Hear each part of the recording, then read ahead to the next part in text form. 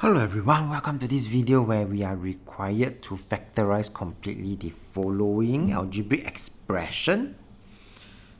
I see a common factor 2. I'm going to take out 2 as the common factor. And I'm left with p squared minus 16. Now at this point So some of you may stop at this point, but I do see something that I could apply. So at here, I would like to just write down a special note. Well, I remember that a squared minus b squared, the difference of squares, is equals to a plus b times a minus b. There is this special product, which kept me thinking. I have my 2 here.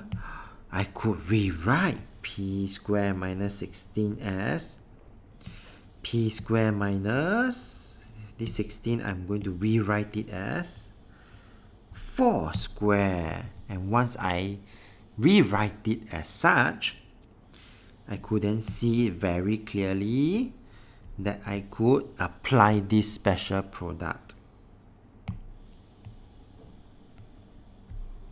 where p can be my a, 4 can be my b, and therefore this will be the final answer.